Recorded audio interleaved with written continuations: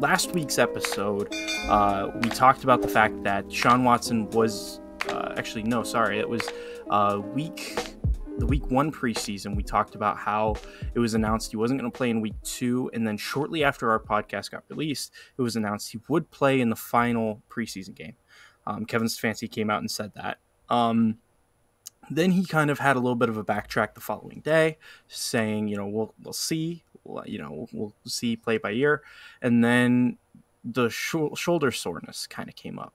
And now he doesn't play a single snap of preseason football. Derek, when I think about the fact that we're going to go into a year where Deshaun Watson, after only playing maybe 10 games in the past 3 years, I can't remember the exact number off the top of my head right now, but the fact he doesn't play a single snap of preseason football, Derek, how concerning and worrying is that for you? It's very concerning. Not as much so from the standpoint of, his health or getting in rhythm. It's more so just, why is Deshaun not on the field? Deshaun Watson has been here. He's going in year 3. And listen, frankly, time's ticking. Time is ticking on Deshaun Watson. He's been here, played 6 games in 2022, played 6 games in 2023. Now, obviously, his first year was a suspension year. But when you look at what he did that year, coming off of not playing football for a whole season prior with everything going on, 58.2 completion percentage, 1,102 yards, 7 touchdowns, 5 interceptions, 40.4 QBR. Okay, not great, right? Not great, but hey, he's coming off a suspension. He's got bigger fish to fry off the field. Whole new team, whole new city, a lot going on, right? Okay, 2023, last season. Deshaun Watson, 61.4 completion percentage, 1,115 yards, 7 touchdowns, 4 interceptions, 42.9 QBR. 6 games played. So, since Deshaun Watson has been a member of the Cleveland Browns, he has played in 12 total games. That is not even a full season in the last 2 years. Now, I understand a lot of people are pointing out obvious things, right? The left tackle position is a turnstile out there. You saw that early on with Jameis out there under center yesterday. Not great. It was not great. And I completely understand not putting Deshaun in a situation where he could possibly get injured or get hit and banged up. However, my gripe with Deshaun Watson is not preseason football. My gripe with Deshaun Watson is it's put up or shut up time. Tristan, you've said it on here a billion times. This team is ready to win now. This team is designed to win now. There's not a whole lot more we can do as far as roster building goes. And when you look at the trajectory of this team since Deshaun Watson has gotten here, it's only gotten better. You can argue the team as a roster has gotten better. You can argue as a coaching staff that this team has gotten better. But the missing link has been the most important piece. We have not seen Deshaun Watson on the field for the Cleveland Browns. And when he has been on the field, it's been the same thing that we dealt with Baker Mayfield. The inconsistency, the ups and the downs. Deshaun Watson comes out in the Bengals game, home opener last year. It was wet, it was rainy, didn't throw the football great, had some rushing yards, right? Okay, whatever. And then after that, it was like good game, bad game, good game, bad game, bad first half, great second half. And this team does not have the luxury anymore of waiting around to figure out what's going to happen at the quarterback position. We need to find out what we have. And I don't care if that's great. I don't care if that's terrible. We need to find out. There needs to be an answer. Deshaun against the Titans last year, 27 of 33, 289 yards, 2 touchdowns, right? 81.8 completion percentage. I'm not asking for that every game. But Tristan, the minimum that we need to see out of Deshaun Watson this year is, I would say, around 14 games minimum. And he needs to have numbers somewhat similar to this. I would say 70 completion percentage, around there. Touchdown or two every game. We're not asking him to go be MVP. We're asking him to go out there and stay on the field and be competent. Joe Flacco is not an MVP level quarterback. And you saw what this offense did with Joe last year. We have got to have consistency. This team is way too good to be waiting around. And, listen, if the decision is we need to move on from Deshaun, then we're going to do it. The Denver Broncos did it with Russell Wilson. I mean, it can happen. It can happen. It is not out of the realm of possibility that Deshaun Watson is not on this team as their starting quarterback next season. That's not too crazy to say. I don't want that. I'm not hoping for that. But the point being is we're never going to know if he's not on the field. That is the biggest problem with Deshaun Watson. We do not have a good sample to pick and choose from to come up with an answer on him. We don't know. He hasn't played, and when he has, in the limited time we've seen him, he's not been consistent. We don't have time for that anymore. We have to get answers. And that time, Tristan, I'm afraid that time ends at the end of the season. We have to have an answer either way. But, Tristan, preseason's preseason. We're gearing up for the season itself. Where do you stand? We've talked about this many times. We've talked about Deshaun many times. A lot of ups and downs, roller coaster. It's a whole ordeal. But at this moment in time, end of the preseason, heading into week 1 against Dallas, where do you stand on Deshaun Watson? Where do you stand on his future in Cleveland? Yeah, let me start. You went over his history about his time so far here in Cleveland. And when I look back on it, right, we always had an excuse for him. He came off I'm losing it. He came off the suspension, and he went into an offense that was just not built for him. It was a Jacoby Brissett offense that, with Jacoby in that offense, mind you, he actually looked really good. Jacoby Brissett, he was a very solid quarterback for us. And if it wasn't for the Browns defense that year being as terrible as it was, I think there's a legit chance that Browns team makes it to the playoffs. And that's a crazy thing to think about. And then Deshaun comes in, and then the offense is just not clicking. And it was a bit of a nightmare. The next year comes around, and that was his past season, and he just can't stay healthy. And he just can't stay healthy. He, has the issues with the foot. He has the issues with, I think there was a shoulder injury that happened before. And then he in that game against the Ravens, messed up his foot even worse before, having the terrible shoulder injury that ended his season. I still remember the pit in my stomach seeing that notification from Rappaport about how Deshaun's season was over, because that was that second half performance against the Ravens was everything you wanted from Deshaun. It was everything we were sold, everything we were promised. And in a way, we understood the cloud of all of the negativity that we were going to have for being the team that got Deshaun Watson. And, we'll never overlook everything that cloud comes with. But as far as from a purely football perspective, in that moment, we sort of understood, in that moment, we understood why that decision was made. From a football standpoint, I want to make that very clear. And then, after that after that notification comes out, the pitfall in your stomach, and now we're here with him, and we don't get a single snap of him in the preseason. It is concerning. However, I'm going to stay true to everything I've said so far this preseason. None of it matters.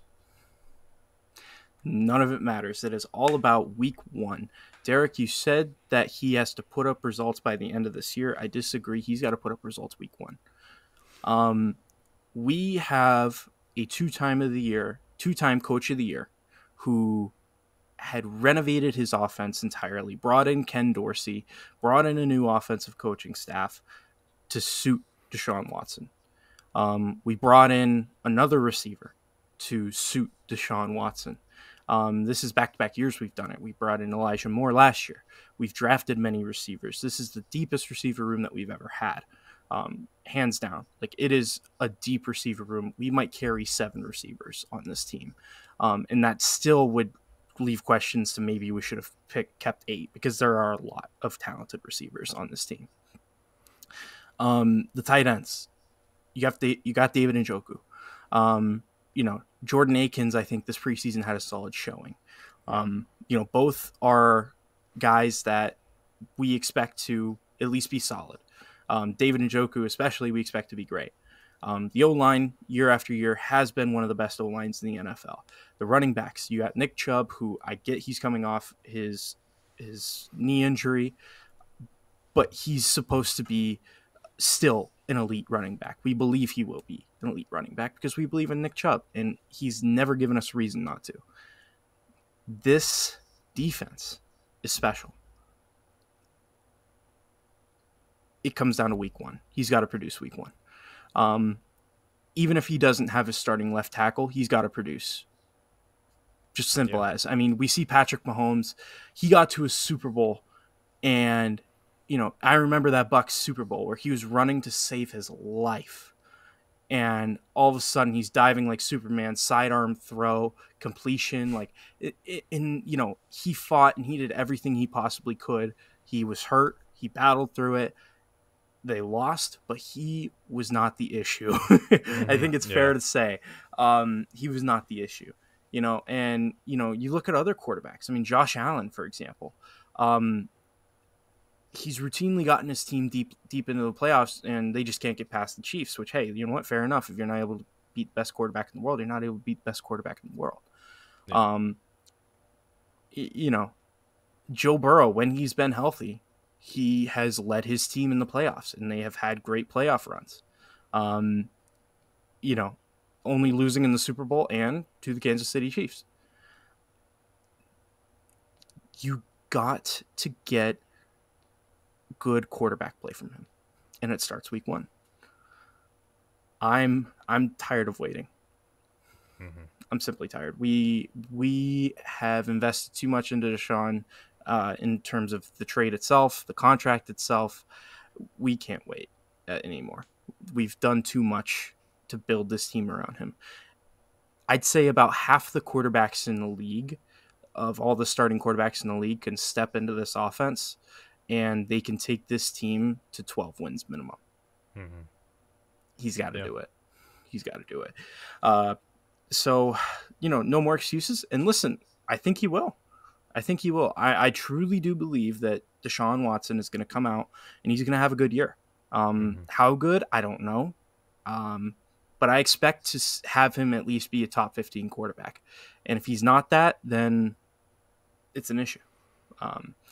But it all comes down to week one, and I'm ready for it, and I hope he is too. Yeah, I mean, they say the best ability is availability, and I mean, how can you imagine your boss getting fired, right? And things are kind of up and down, right? They fire your boss, they bring in a new boss, bring in a lot of help around them, right? A lot of people to help steer the ship forward. And the new boss is only there half the time. I mean, how are you going to really get a fair evaluation of who they are? You can't. You can't. And that's the simple fact of Deshaun Watson's time here in Cleveland. We do not have a big enough body of work to evaluate what he is. We don't know. And we're going on year 3. And that's a problem. You know, if you want to talk about the play, absolutely. There's plenty of room to critique the play. There's plenty of room, to judge him based on on-field performance. But when you look at the big picture here, he's not even been on the field. He's been on the field 12 games in 2 seasons. It's not sustainable. And we can't go year after year after year after year planning on having 6 games from your starting quarterback. It's not how the NFL works. Do guys miss games? Absolutely. Do guys get hurt? Absolutely. Am I saying it's all on Deshaun? No, but the NFL is a business. The Cleveland Browns are a business. And if you cannot be there to run the business, which is what the starting quarterback job is, I mean, you are the head of the offense. If you can't be there, then we can't have you here. That's what it comes down to. So I think regardless, if Deshaun Watson comes out, plays 7 games, looks really good, and then gets hurt and is out the rest of the year, I don't care. I'm looking at my options. I mean, we cannot afford to wait. We've been waiting. We've had excuses. We've done this, same song and dance over and over and over again. We're done. We're done. This is it. This is the year. Either you're going to play and play decent, play well, or I think we got to move on. Well, and Derek, before you were saying like he's got to play at least 14 games. For me, he's got to play 16. Yeah. Like the only game he can have off is having like the last week of the season, of the regular season before playoffs, and that's if he does a good enough job record wise. We got to have him every game because we have to have consistency. It's so necessary for this team. We have to be able to rely on our quarterback play. And, we see this with the best teams in the league. Like they're able to ride their quarterback, the play of their quarterback. And, they're able to build momentum off of that. They're able to adjust off of that. Like even teams like, let's say the Rams, for example, right? Matt Stafford, he's going to have games where he's throwing for 300 yards, 3 TDs, like he's lighting it up. He's doing great. But at a minimum, what you're going to get from Matt Stafford, he's going to give you 200 and he's going to at least give you 1 touchdown, but he's going to give you multiple opportunities to score every single game. He's going to give you opportunities to put points on the board every single game. So as a defense, you instantly know we don't have to go out there and win the game for the team. What we have to do is we have to do this, right? Mm-hmm. And if we go a little bit past that, you know what? Majority of the time, my quarterback's got me. Yeah. That's what Matt Stafford is. That's why the Rams were able to get over the hump and win the Super Bowl. I mean, that defense that they had was unbelievable. I mean, it was unbelievable. And that offense, obviously, with Sean McVay, really talented, really good. But that's what we need right now is a Matt Stafford. That Super Bowl Matt Stafford. We don't need a world beater, right? We need a guy that can come in. We know what we're getting from. And you know what? In a moment where, hey, we kind of need you to bail us out here, he can do it. That's what we need. And again, I think that Deshaun's capable of doing it. And you know what? Maybe it's blind hope, but I think he can, and I think he will. So yeah. But week 1 will tell us everything that we need to know. Really. I mean, if he's not ready to go week 1, right? And he struggles week 1, right? I mean, it's just it feels so like, okay, well then at what point is he going to be ready? Mm-hmm. At what point is he going to make that step, right? And listen, like we've got a lot of football to play before we get to playoffs and stuff like that. So who knows? Maybe he does start out slow and then he heats up. But all that matters for me is that this team, this offense, is able to fulfill its potential. Mm-hmm. It has to, because it's such a talented team. It would be such a waste. Yeah. I mean, I just don't want to see it happen to us, really. It would be such a shame. So,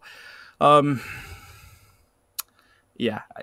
At this point, like, it's not even evaluation of our quarterback. It's just it's almost therapy in a way, because it's Yeah. like, it's so important.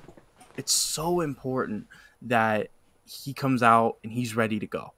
And when we're not playing preseason games, it's hard to rely on how ready he is. So we'll see. Yeah. I mean, at the end of the day, like, listen, I'm rooting for Deshaun. You're rooting for Deshaun. We're rooting for the Cleveland Browns. And our success, as much as some people want to say, no, the team's good enough around him, that's true. That is true. But no position can hold you back more than the quarterback position, right? And, you know, we can't do this whole conversation of, oh, he's rusty. Oh, he's coming off an injury. Oh, he's this, he's that. No, I'm done. I'm done. Like, it's either you are going to play and you're going to play at a certain standard, or you're not. I mean, the line is drawn in the sand here. We don't have time to waste anymore.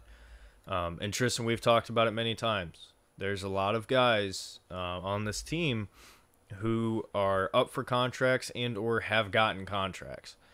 And, you know, when it comes to the core and the future of this team, it's either, I would say for the most part, locked in / about to be locked in.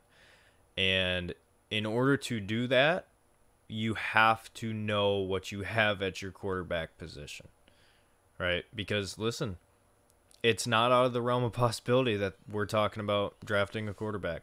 It's not. It's really not. And that sucks. That really, really sucks. But the good news is we got a whole season to find out. And like you said, I have high hopes. I still believe Deshaun Watson is the baller that I watched back in, 2020, 2019, right? Deshaun used to be like one of my favorite quarterbacks.